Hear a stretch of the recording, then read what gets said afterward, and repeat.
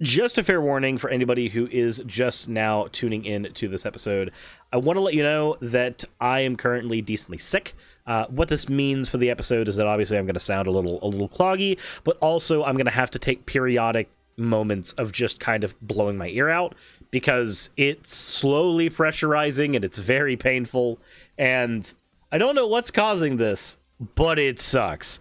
So, with that said, we are going to be talking about a video called The Insidious War on Men, which I'm not exactly sure how charitably I'm going to be able to read into this one, but we'll see. With that said, though, let's go ahead and get into the fan art section before we get into the video itself. First of all, we have a quick sketch by Stargazer Lay, Neko Suris as an aniline Neko with a pixel tail. So thank you very much for that one, Stargazer Lay. And then we have a Care Bear Suris done by ROD. And then finally, we have a Magical Girl Suris done by Simply Fantastic. Or at least it is a work in progress of this currently. As always, thank you all for your fan art submissions. If you want to submit fan art, the best way to do so is dropping it into the fan art channel of the Discord. If you have not joined the Discord, if you're watching, !Discord. If you are watching the VOD of this, just check the links in the description. You'll be able to find it. With that said, Sydney Watson, please talk to us about the insidious war on men. Men. Oh, no, I need the beginning. This topic is really just the gift that keeps on giving. Okay. Hi, my name is Sydney. Welcome back to my channel. As per usual, this video would be nothing if it weren't for our loving sponsors. No, not that is it. That is certainly a face. That is certainly a face. I guess that's the thumbnail face, I guess. Surfshark. Now, no, I don't want your plug. The construction workers, but I just need to be alone. hey Sydney, you want to come over and throw rocks at construction workers while they're carrying heavy things? We're fighting the patriarchy today.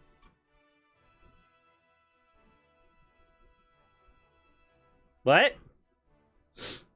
What? I'm confused. I know that I'm skipping the plug. By the way, go to ddljplayground.com, use coupon code Suris. You get 10% off of everything. There you go. There's my plug. But what the fuck? Never look at Tulip in the I feel like I know this is supposed to be a joke, but as I mentioned on there was another stream that I was tuning into. It was RGR stream actually, and one of the things I mentioned on there is like, you know, something being a joke doesn't necessarily make it better. It just makes it a lot harder to contextualize and a lot easier for dumb idiots to echo. Okay, let's go ahead and just see what's being said here. Is this still part of the Surfshark plug? Today. Can't you two see I am mourning? Some of you might remember seeing a photo of singer Harry Styles in a dress on the cover of Vogue magazine. A similar photo was also posted by Men's Health, and well, that's a whole conversation on its own. How is that a whole conversation? A dude wore a dress. What more is there to say? A guy was comfortable enough in his sexuality and his gender to wear a dress. Okay. Cool. Unsurprisingly, the photo went viral, especially after conservative commentator Candace Owens commented on it. She suggested that society cannot survive without strong men, that the steady feminization of men is not a coincidence, but rather an attack, saying that we need to bring back manly men. You're missing some context in that tweet. You specifically brought it's in the tweet. There is no society that can survive without strong men. The East knows this. In the West, the steady feminization of our men at the same time that Marxism is being taught to our children is not a coincidence. It is an outright attack. Bring back manly men. If you just say there is no society that can survive without strong men, there are people that can read into that one of two things. Either there's no society that can survive without strong people, which is true, or there's no society that can survive without strong men, specifically if they happen to lean conservative enough to think that's patriarchy good. What you forgot to bring in there and point out in that tweet was the conspiracy theory that the East is trying to inject Marxism and femboys into our society to weaken us. That's what you forgot. It's maybe a little important to point out the random ass conspiracy theory in that tweet. Just throwing that out there. Now, of course, this sentiment was not shared universally, with many people on the other side of things arguing that dresses don't mark femininity, that men can wear whatever they like, and people shouldn't worry themselves with the things that don't affect them. I'm actually perfectly okay with that one. So, is a dress a sign of femininity? Generally speaking, yes, because in society we accept that. But if you want to go reductio with it, if you want to actually think about what a dress is, it's just an article of clothing.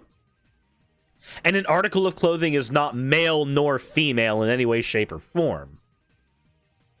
However, if the argument is that like there's nothing feminine about it, unfortunately, in society right now, we do have clothing that is gendered one way or another, at least as far as like societal expectations are concerned. But even then, we're dealing with social constructs. Past that, I don't think it makes somebody less manly to wear a dress. Honestly, if you're comfortable enough in your sexuality and in your gender expression to wear whatever the fuck you want, then just wear whatever the fuck you want. Speaking of doing things where you're confident enough in your gender expression, Striker, thank you very much for redeeming your points, even though it's a monstrous proposal for you to ask me to do. Hara. Ironic, considering how radical leftists just love telling everybody else what to do. What? Okay, so hasty generalizations. I enjoy these because by most people's measure, I am considered a radical leftist. I am a socialist. I want democratized workplaces. This is a very left-wing position. I am incredibly progressive socially. This is also considered usually correlative with left-wing positions. By a lot of accounts, I'm a radical leftist. Who the fuck am I telling what to do? I'm generally telling them not to do something. Like, don't hurt trans people, you dingus. Have you guys met you?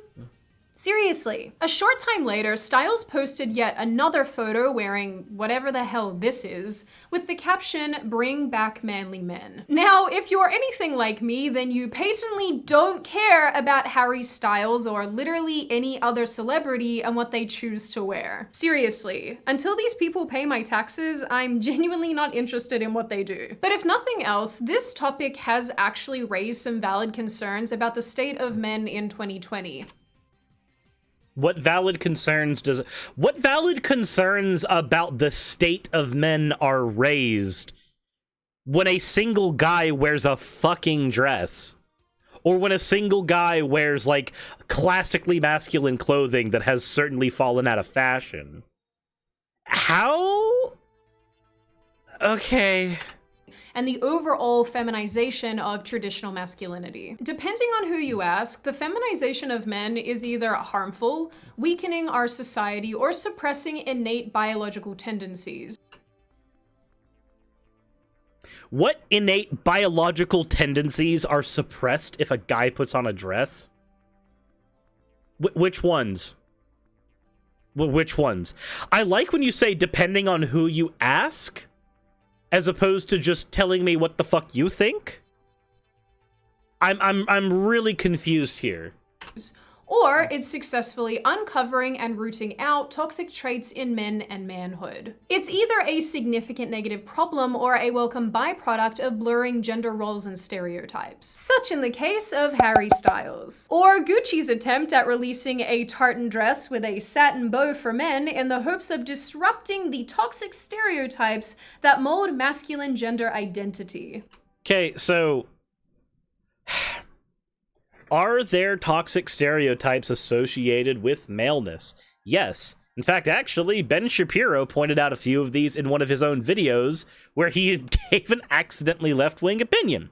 If memory serves, it went something like being emotionally there for you is a classically feminine trait, whereas being more aggressive is a classically male trait. So applying the toxic one to the guys and applying the good, nurturing one to the girls isn't indicative of like a toxic masculine something. I don't care. You get the point. The point being, you guys already generally accept that these traits are societally defined. Now, again, I really want to know what her position is 100%, because if she's just going to say, well, some people are saying this, I don't care what some people are saying. I care what you are saying. I'm here to critique you. I'm here to critique your ideas. Well, they're certainly disrupting something. This is the face of, apparently you can pay me enough to wear this. But there really are people out there who believe that it is necessary to wear skirts and heels in order to challenge gender norms. So, this guy here, if memory serves, hasn't he been wearing this shit for like 20 years? Hasn't he? Not to mention, okay, so Sydney, I have a question. Let's just talk about reality, right? The reality that you and I both live in, okay? So, in the reality you and I both live in, there is a certain idea about men, women, and men and women's clothes, okay? And in the reality you and I live in, there are people who are willing to try to normalize wearing of classically other gendered clothing to change societal norms. Now, we know that certain clothing from back in the day used to be considered very masculine, like pantyhose, and now those are considered very feminine to wear. So we live in the reality where people wearing certain clothes normalizes and changes the social zeitgeist. And we also live in the reality where this has happened in the past, which means we necessarily live in the reality where people can want to change the social zeitgeist by wearing what is currently considered feminine clothing as a classically masculine male. If you accept those premises to be true, there's nothing nonsense about this position.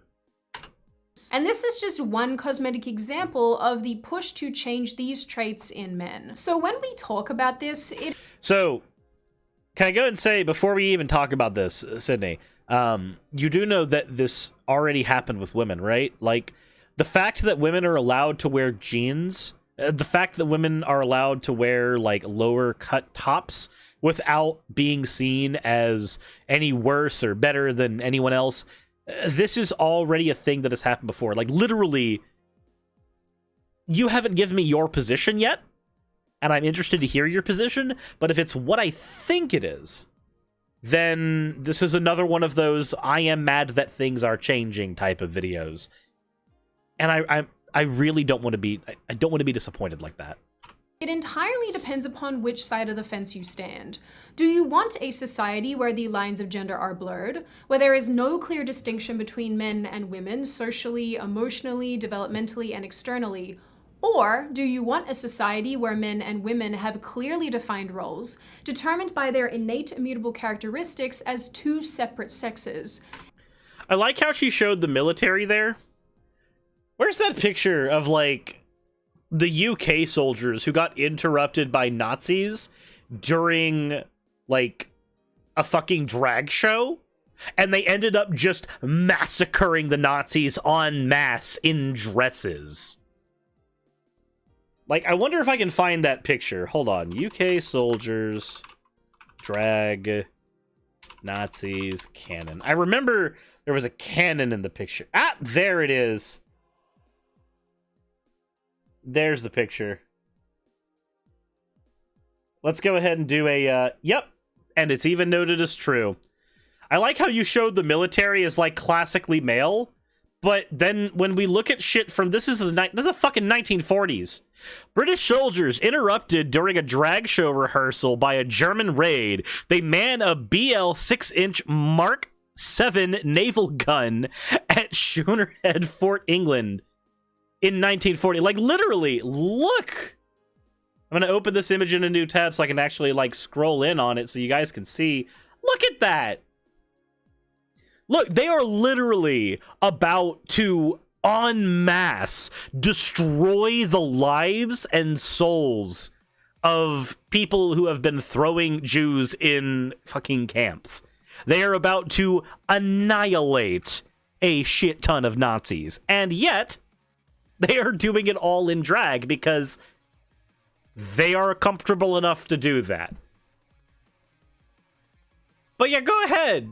Show your fucking military propo shit. And of course, with a little added nuance to suit the date and time period. Well, I certainly know where I stand. It's Okay, you're gonna tell us? That's cool. Let's hear it. the second option, in case that wasn't clear. Okay, cool. It was also clear by the fact that you showed a guy who was wearing a dress that is meant to show off his chest without him having shaved his chest, which usually is a thing that is done when wearing one of those types of dresses, while also showing pictures that clearly defined like Ubermensch type people in the case of like the classically male people that you're arguing for. Thank you very much for redeeming a Hydrate Zozo. So, thank you for telling us which one you stand behind, despite like your obvious editing showing us which one it is. Because I don't want this. No, thank you. Well, guess what? It doesn't matter, because that's not you. I'm sorry, this... You cannot, in the first 5 minutes of your video, say that you don't want to control what other people say, or what other people do, or what other people wear, and then, at this point of your video, then start critiquing what they're wearing, and saying that you do not want men in society to wear these things. I'll be fine. The feminization of men, at least in my opinion, has been in progress for several decades. If it helps, think about it as like He-Man versus, like, this. In 1976, a sociologist called Robert Bannon wrote a book called The 49% Majority, where he detailed the blueprint of manhood, describing core tenets of masculinity at the time. These included things like not showing weakness or acting feminine, striving for financial success and social status, projecting an aura of confidence and self-reliance, being the strong silent type, and striving to be tough, adventurous, and live life on the edge. By 2020 standards, it's very clear that many of these traits would simply not be valued in the same way that they used to be. So, and of course, she's going to bring up the military again. Every time you bring up the military, I'm going to bring up the soldiers in drag, literally annihilating Nazis. Every single time. Every time you show a clip from the military. Chat, hold me to it. If I forget it, remember, soldiers in drag. Let me know. Okay, so, second thing I have to say, very, very honestly. The fact that a sociologist pointed out that these were traits ascribed to men at the time, and they are not traits that are generally ascribed to men at the time now, or at least in your argument is that these things would not be valued. Those things are still valued. There are people that prefer the strong silent type, but the idea that all men must be the strong silent type is what's not valued. It's perfectly fine to be considered adventurous and dangerous and to go out on your own and do the very risky things and live on edge. There are people who value that, but being told that you must be that in society now, that is what is generally not viewed in as positive a light. And again, I bring up the first 5 minutes of your video where you said that you don't want to control other people. You even made the joke about leftists wanting to control other people. And then you go in here lamenting about the changing of societal norms and expectations, which ends up being a form of control. It's a very laissez-faire control. You want cultural norms and pressures to just lovingly nudge people in the direction of everyone operating the way you want them to be. You don't want to do it yourself via legislation, and that's a very convenient shield to hide behind. Every time. Nowadays, several of these things would be considered toxic masculinity. Wait, the strong silent type being considered toxic masculinity, that checks out, but like, being competitive? That's not necessarily a trait of toxic masculinity. But okay. Especially anything and everything relating to suppressing emotion or not wanting to act feminine. So, again, I will say this. Suppressing your emotion? There's two problems with it. One, there's a time and place for it. Are you in the middle of work? And are there people around you? Probably the time to suppress emotion a little bit. Because there might be somebody who you absolutely hate or detest on that working line, but for the sake of getting things done, it is better to suppress those emotions. However, needing to suppress your emotion all the time? That is incredibly unhealthy. That's what leads to people needing to go to fucking therapy. Telling somebody to just man up in a situation ignores the fact that this might not be a situation where somebody necessarily needs to man up for. As an example, let's say that your manager at your job is completely pissing on you on the workplace. Not literally, I'm sure that's somebody's fetish here, but literally, or not literally, your manager is pissing on you in the workplace, figuratively. They are making your life an absolute hell, and so you end up having a bit of a break where you confront your manager. And for brevity's sake, you confront your manager in front of the other workers to make sure that they can't do any behind closed doors bullshit to you. And then somebody tells you, dude, just man up. Just suck it up, just take all the shit your manager's been telling you. This ignores the fact that you've been in a situation right now where this manager has been hurting you, and you are trying to reconcile that hurt. You are trying to deal with this, and you're dealing with it in a way that at least makes them accountable. Coco Weeby, thank you very much for redeeming the points for an oh. And Eldritch Bomb, thank you very much for hopping in. Now, telling men that they necessarily have to man up, telling them that they have to suppress their emotions in any and all circumstances, or saying like, oh no, you have to suppress your emotions unless you're talking to your wife. Like, they're your outlet. Again, that's still not healthy. There are friend groups who you should be able to literally just break out all that for. Moreover, telling men that they can't be feminine, again, this is just a form of control, Sydney. Which, like, I guess leftists want men to do for some reason. I just want you to cut me down a tree and build me a house. This isn't hard. So you just want men to be your stereotype. You just want an idealized version of men. That's it. I mean, we can play this game, Sydney. We can play this. We can play the gendered game. Like, all I'd have to do is just go grab the funny book of all the different misogynistic traits that I could just delve into that I used to have, and just go, yeah, no, I just want you to wear a two-piece around the house. It's not hard. Would that be a toxic and really disgusting thing for me to say outside of the context of this sentence? Abso-fucking-lutely. So why the fuck do you want men to play by that rule? By that rule with those? Why would you want men to play that game with those rules? This is the problem with doing a video while sick. Holy shit. Some research actually confirms this, telling us that young men themselves value intellectual strength over physical strength. They value openness and altruism more than they value autonomy. Good. Literally, what is bad about those things? What is bad about altruism? What is bad about wanting to help people around you? What's bad about getting smart? What's bad about learning, Sydney? Although, if you ask me, I'd argue that men have always valued altruism. Just ask the men on the Titanic as they gurgled to the bottom of the ocean. One article I read suggested men always valued altruism. Premise 1. Example 1. A single event in which a ship was sinking, where men let themselves die because of the toxically masculine trait of women and children must go first. I hope you understand, Sydney, that, like, this argument necessarily would mean that if I were in the situation on the Titanic, that I would have to value another person's life over my own.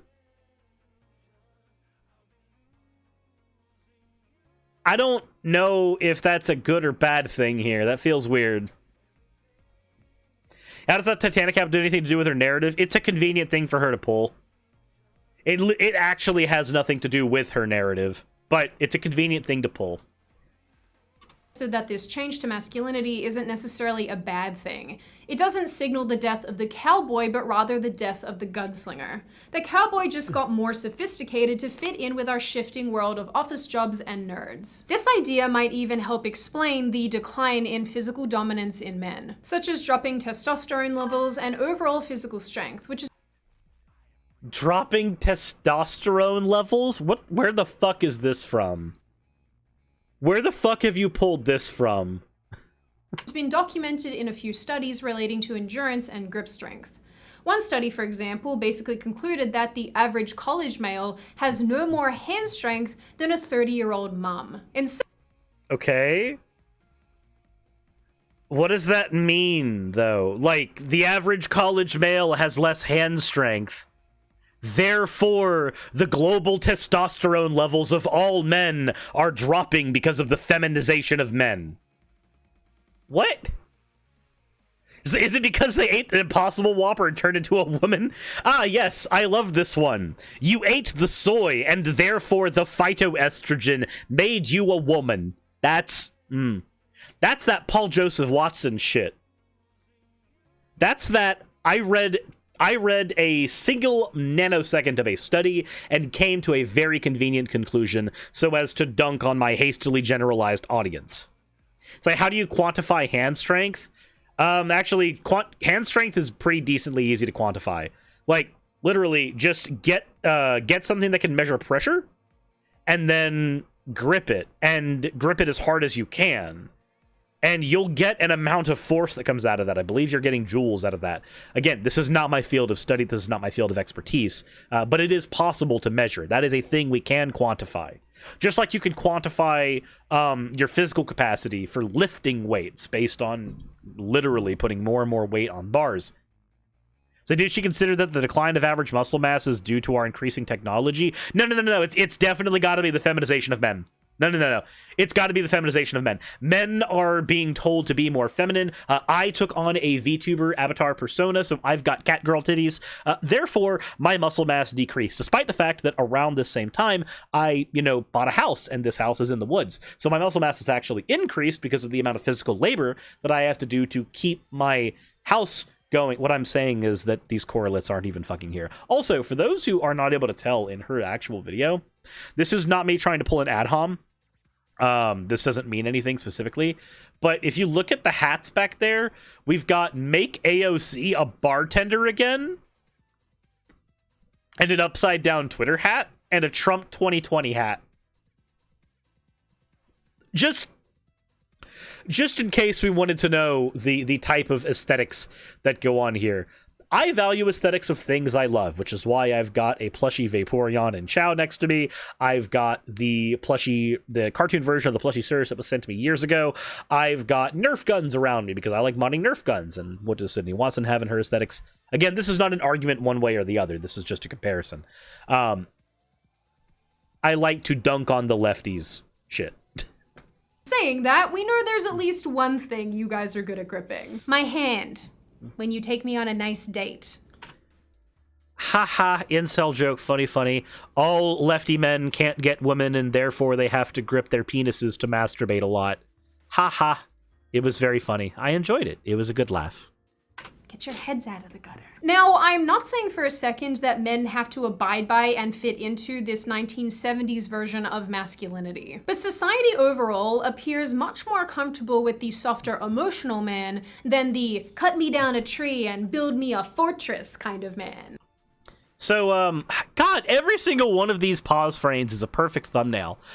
But, Sydney, you do understand that, like, the emotional man can also be the fortress man? Like, you are aware that these two men can be the same person, right? As an example, right? Just an example that I can bring here right now. Chat, I have a question. How much of my house have I physically built? Just for those who have been long-time fans of the channel, how much of my own house have I physically built with my own hands? And then those who might know me a little more personally would probably be able to answer how emotional of a person I am. Here's a hint, it's a decent bit. But a lot of my house has been built by my own two fucking hands. These are not mutually exclusive. About half. It's about 40%. I built the whole community room. I've built the whole kitchen. Did all the plumbing for that as well. Like, it's one of the hallways has a wall that's been hand built.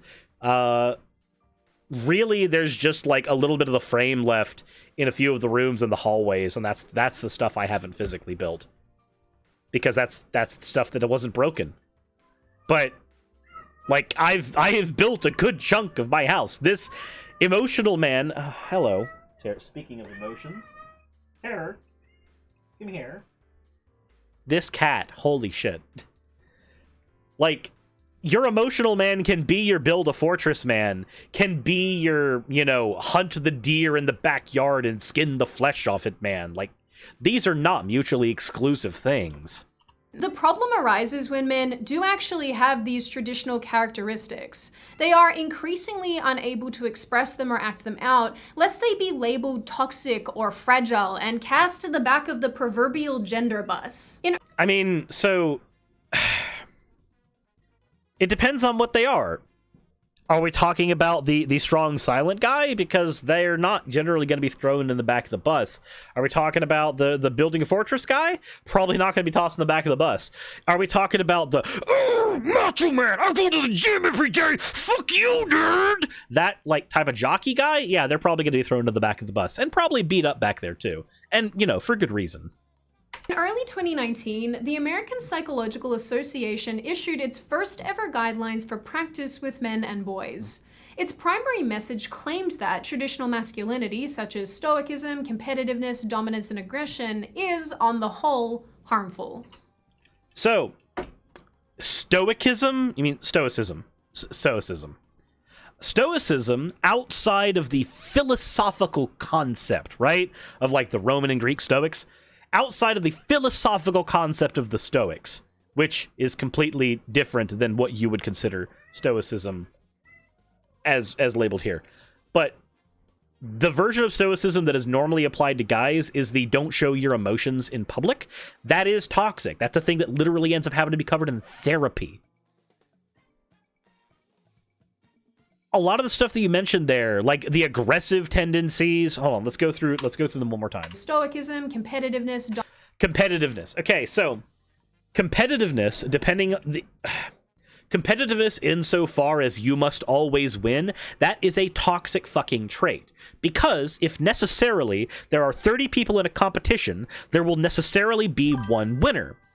And if you must win, if that is a thing you desperately need, this creates outcome dependence. And if you are dependent on the outcome so desperately that you can't handle the reality that of the 30 competitors here, you will statistically more than likely be one of the 29. If you can't handle that, then that is incongruent with reality and becomes toxic. Now, granted, that's me assuming what that competitiveness means. There's competitiveness insofar as just being a good sport. I don't care if I win or lose, I just care that I learn. That's the competitive spirit that is a lot more helpful, but I don't think that's what the APA is talking about here. Dominance and aggression. Dominance and aggression. Again, these are very toxic traits. Think about it. If we have a society and there are 10 men in a room and each one of these men is dominant and aggressive, every single one of them, what necessarily happens in this room? Do they all just sit around and have conversations? Are they all just perfectly fine? No. Generally, only a handful of them are going to be able to actually show this trait, and the other ones are going to have to suppress this trait, creating a very, very hostile environment for many of the people in this room. Many of these issues can be solved whenever you say, what happens if we put X amount of these men in a room together for an extended period of time? How will this manifest? That's usually a pretty good indicator of whether or not a particular trait of yours is toxic. Are you the type of person that can handle being around anyone so long as they're just your close group of friends or your family? But if we put you into a group of strangers, you start like clawing everybody down. Yeah, you're probably some form of a toxic person. Again, if we put you in a group of your peers, and the reductio of this trait necessarily harms the other people in this group, probably a toxic trait, Sydney. Is, on the whole, harmful. And honestly, these characteristics are now genuinely viewed as toxic masculinity across the board. And this is viewed as the path to violence and sexual harassment. Yes. If you have a very dominant male, it is likely that he will be that dominant in other forms of society, including in the bedroom with his wife. And this is not dominant in the BDSM sense, like, ho ho, I have my dom. Yeah, I've fucking been to a swingers party. I know that joke. I understand it. I get it. I've already had the weird guy coming up to me asking me if my girlfriends would be comfortable having their nipples shocked. I already been there. Already been there. No, what I'm trying to point out is that if you are a very dominant person, and then that moves into your bedroom, as opposed to, we'll just go ahead and call it lovemaking here because we wouldn't be able to stay monetized. When you have that scenario, as opposed to there being a clear communication over what is or isn't allowed in the bedroom, instead, it is more likely that you will end up hurting your partner at some point or demanding something from your partner that they did not want to give you.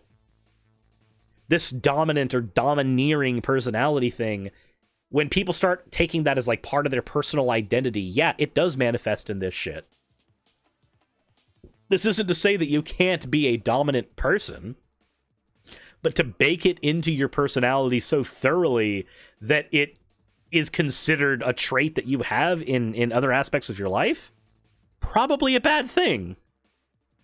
And traditional masculinity is the gateway to get there. With this intense scrutiny on men all the time, even for innocuous behavior, it's really no wonder that men would want to separate and distance themselves from traditional manhood. The feminist movement has, without question, had an enormous hand in this.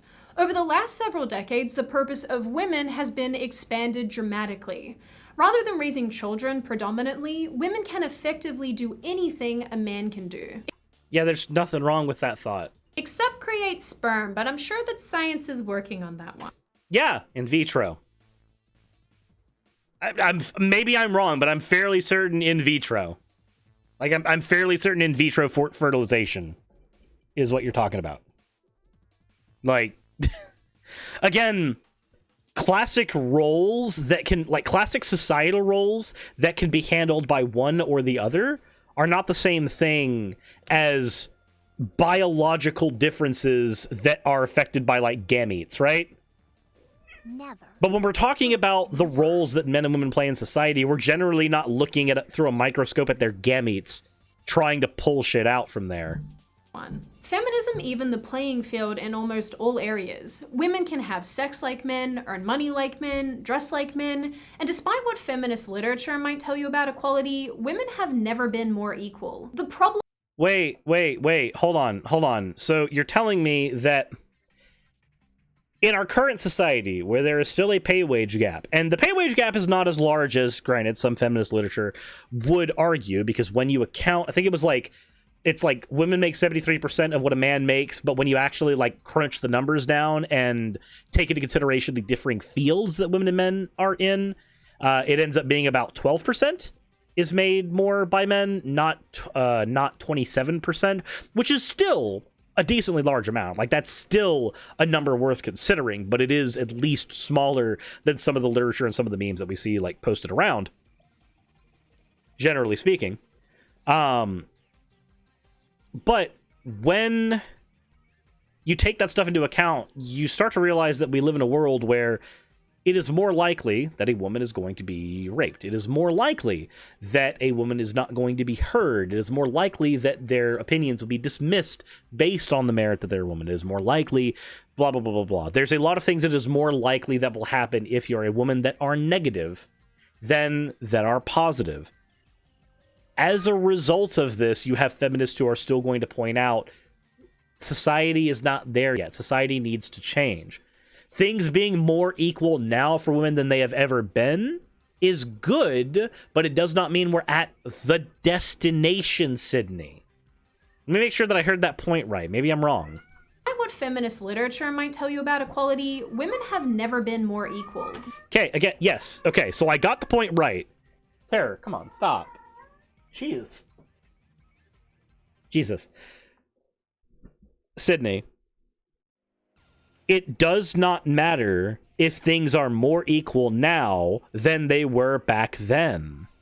What matters is that they are not equal enough. The point that things are more equal now than they ever have been is a moot point.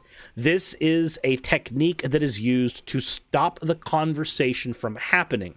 Instead of talking about the myriad of ways in which men and women are not still equal, and mind, there are a few of those ways in which women have more rights than men, like when it comes to rights to children. She is just going on and on. But when you consider like stuff like that, there are areas where women generally have more power, especially here in the States. There are certain states where the mother is almost always going to get the child, despite the fact that it may be more healthy for the child to be reared by the man.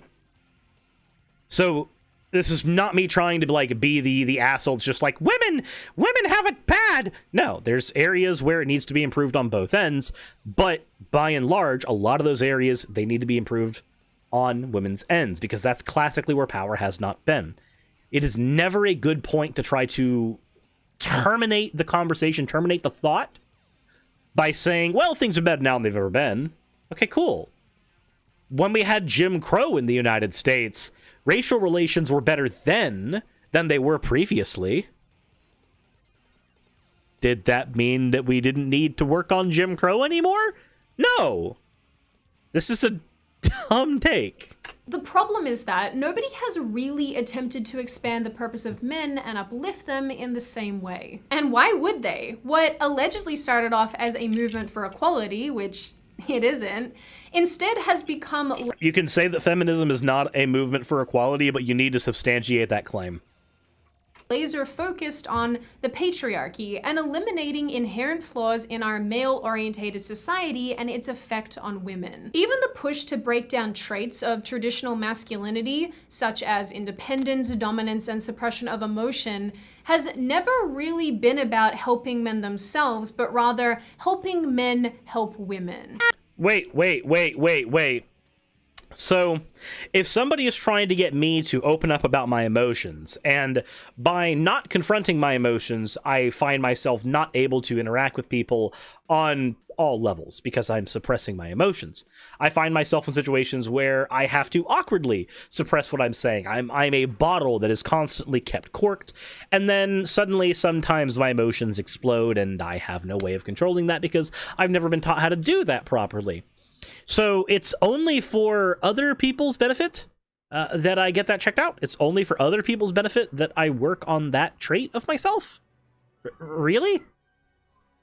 That feels weird. Because it is ostensibly incredibly healthy for me as an individual to better regulate my emotions. Makes my life a lot easier, a lot more comfortable, a lot easier to live. Much easier to function. When I know how to regulate my emotions, when I know how to address them instead of just suppressing them. Who's argued that it's just for women's sake? Nakomi-san, thank you very much for redeeming the oh. As aptly demonstrated by the UN and its tweet on International Men's Day this year. Just stop that. Even when... Okay, so you used a tweet... Granted, it's from the UN, so, you know, big organization. But you used a tweet to argue a point. This tweet is therefore indicative of all people who make this point? This is why I try to do arguments based on videos. Arguments where a singular person can make their points by themselves, because it would be stupidly easy for me to make any conservative position look dumb by playing a clip of Donald Trump and then saying, on one hand, conservatives say this, and then you play the clip of Donald Trump, and then, but on the other hand, they say this, and then I play the clip, a clip from John Doyle, right? I could literally use any two conservative figures and play them against each other, and make it seem like that entire ideology is incongruent without ever actually addressing the points that are being said. This is a super convenient tactic. And I also think it's a little dishonest. Maybe I'm wrong. Maybe I'm wrong. Speaking of dishonesty, Calamondo, thank you very much for redeeming your points for an arahara, you fucking monster. And it feels like a very disingenuous way of making an argument, pulling examples from independent and sometimes incongruent sources. That said, we're only 9 minutes into the video, and we are 45 minutes into the critique of it. There may need to be a part 2 to this video, so let me know in chat, let me know in the comment section if you would like a part 2 to this video, because her video is 24 minutes long. I could probably get through the rest of it in a single other video, very likely, but there's a lot of shit that's apparently needing to be dug up in this video. But with that said, let me know what your thoughts were in the comment section below. I laid out a bunch of mine here. Or let me know in the chat. Either way, one or the other. However you are most comfortable talking, if you're watching this live or if you're watching this on YouTube. With all that said, though, everyone, as always, thank you all for your views. Thank you all for being here, and insert end of video tagline here.